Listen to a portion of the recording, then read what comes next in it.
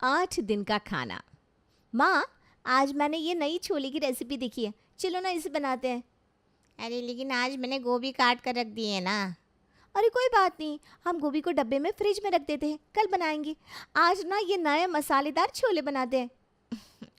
ठीक है, अगर तेरी यही इच्छा है तो यही बनाते हैं। मैं ये गोभी ना डब्बे में डाल कर रख देती हूँ। आपको पता है मम्मी, मुझे ना अलग अलग नया खाना बनाने का कितना शौक है। हाँ हाँ, जानती हूँ भाई। इसीलिए तो तुझे कभी मना नहीं करती मैं कुछ भी बनाने से। देखा जाए तो ये अच्छा ही है ना, तेरे ससुराल वालों को रोज़ रोज़ अलग अलग खाना खाने को मिलेगा। फिर मेरे ससुराल वाले, आप घूम फिर कर मेरी शादी पे क्यों आ जाती है? अरे अभी तेरी उम्र हो गई है शादी की, तो तेरी शादी की ही बात करेंगे, है ना। और वैसे भी बाकी माँओं की तरह मुझे कोई टेंशन ना है कि मेरी बेटी को ये नहीं आता बनाना, वो नहीं आता बनाना, क्योंकि तुझे तो सब कुछ आता है बनाना। इसीलिए तो तेरे ससुराल वाले तुझसे खुश ही रहने वाले हैं, देख लेना। ठीक है चलो, अब मेरी शादी की बात छोड़ो और ये छोले बनाते हैं हम दोनों। हाँ हाँ, आ जाओ। पायल को नई नई चीज़ें बनाने का बचपन से ही शौक था और उसके शौक को उसके माता पिता कभी मना नहीं करते थे। पायल 25 की होने को आई थी, इसलिए उसके माता पिता अब उसके लिए लड़की की तलाश कर रहे थे। पायल के लिए एक लड़का देखा है मैंने।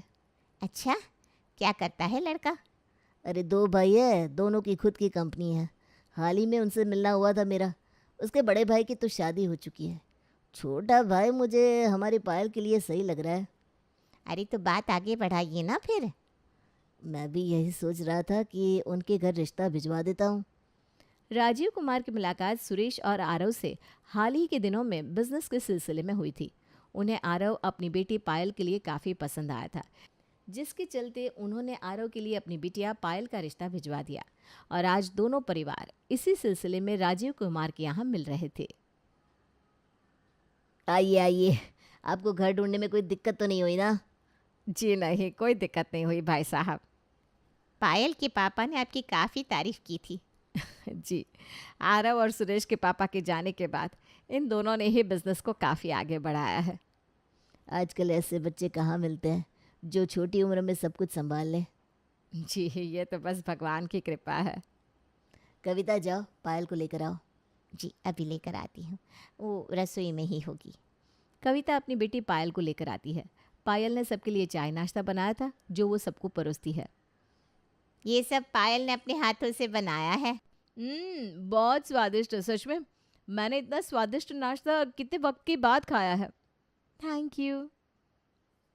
अब ये बातें तो होती रहेंगी, क्यों ना पहले बच्चे बात कर ले आपस में, आखिर जिंदगी तो उन्हें बितानी है।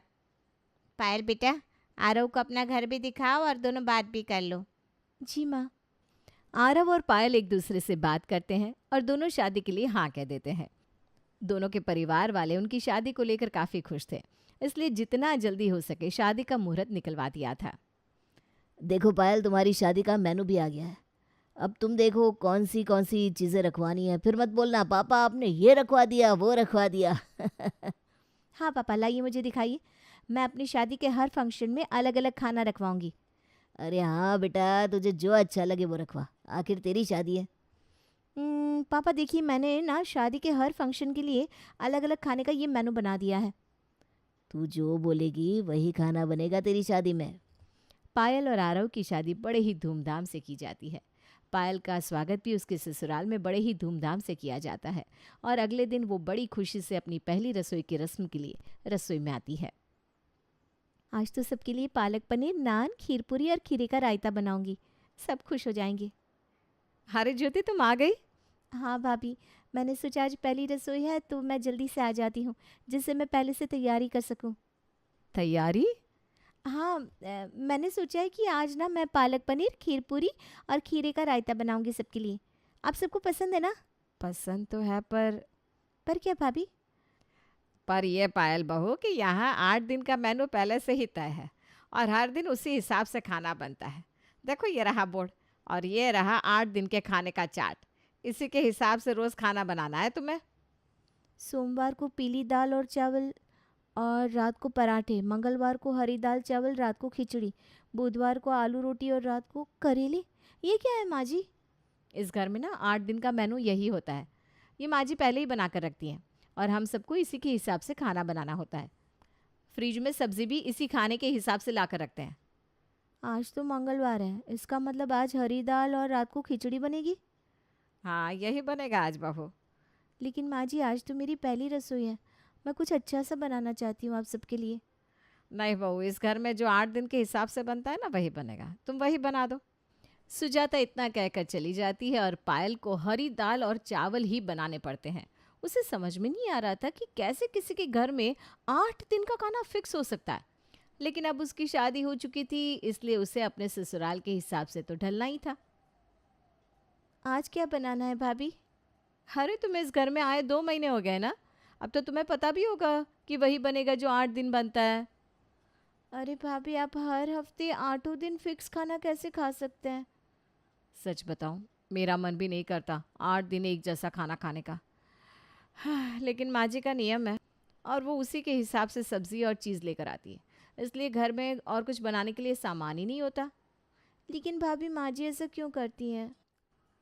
अरे, पहले ऐसा नहीं था। जब मैं शादी करके आई थी ना, तब मैं अलग अलग व्यंजन बनाती थी।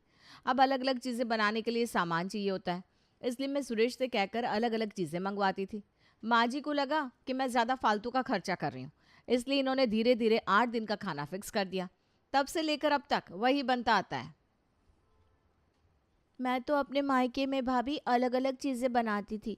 सोचा था ससुराल जाकर सबको रोज़ कुछ ना कुछ खिलाऊंगी, लेकिन यहाँ आकर देखा तो हर 8 दिन में एक जैसा ही खाना बनता है।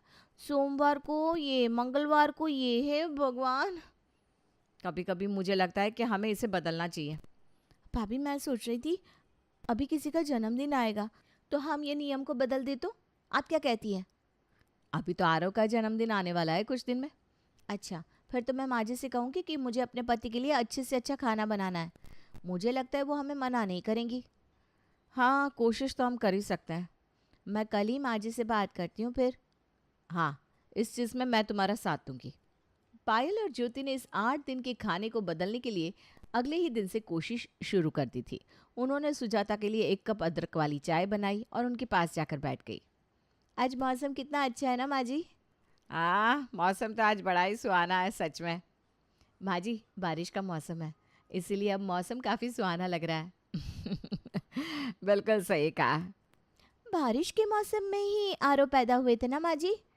अरे हाँ, कल ही तो उसका जन्मदिन है। क्यों माँ जी? हाँ हाँ, मुझे याद है कल आरव का जन्मदिन है।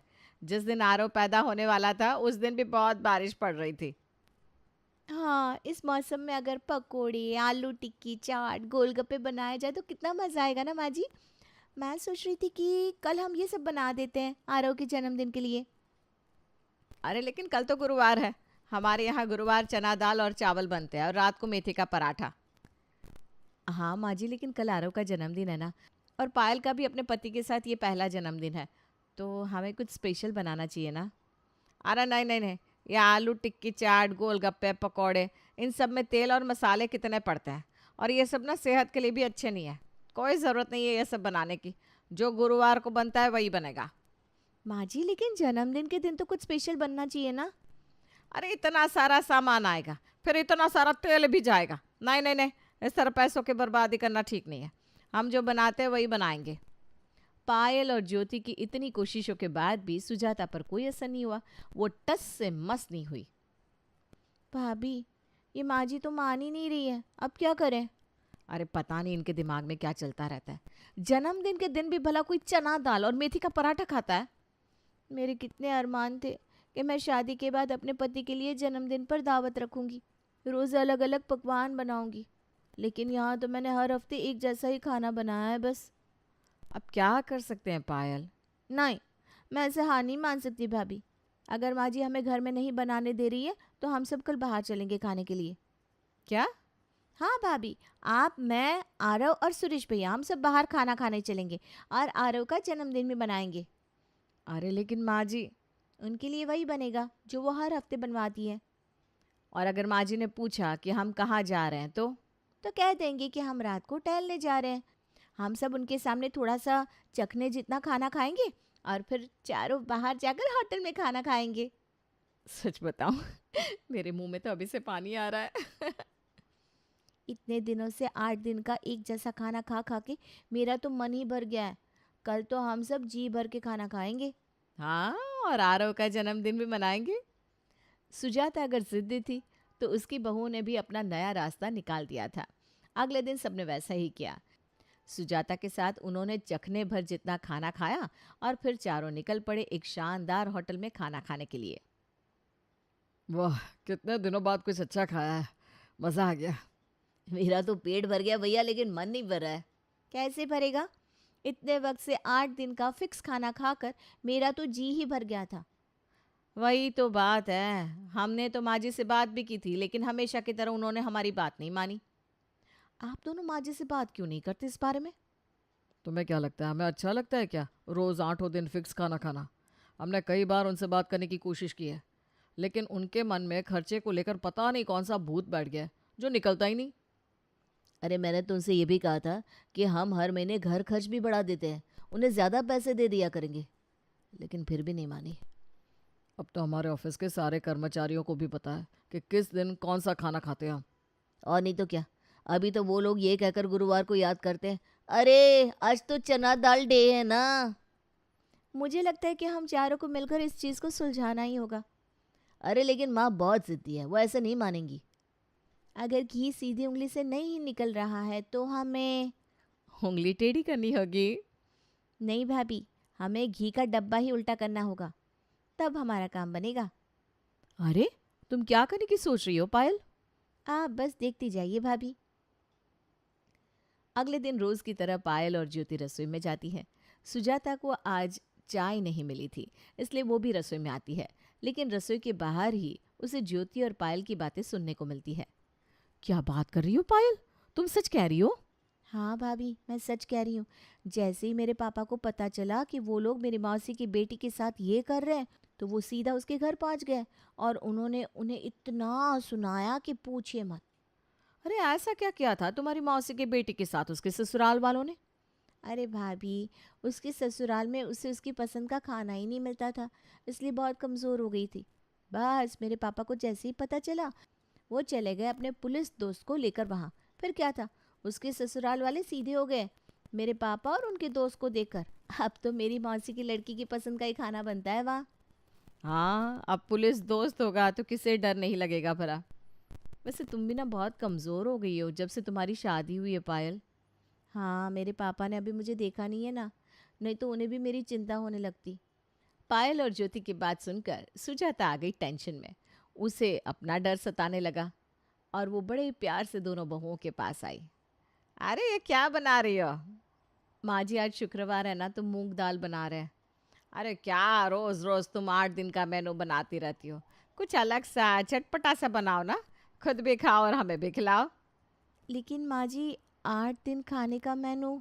अरे भाड़ में गया मेनू, तुम कितनी कमज़ोर हो गई है जब से शादी हुई है। अब से कुछ नया नया बनाओ और खाओ। हम अभी सारा सामान लेकर आते हैं बाजार से। ठीक है माँ जी, आप सामान लेकर आइए, आज हम छोले भटूरे बना देते हैं। हाँ हाँ, अभी आते हैं सामान लेकर। तुम्हारे पापा का फ़ोन आए तो कहना कि तुम्हारे ससुराल में बहुत कुछ बनता है ना बहू? जी माँ जी, कह दूंगी। कैसा लगा मेरा दाव भाभी? मान गए आपके देवरानी जी, अब तो 8 दिन अलग अलग पकवान बनाएंगे।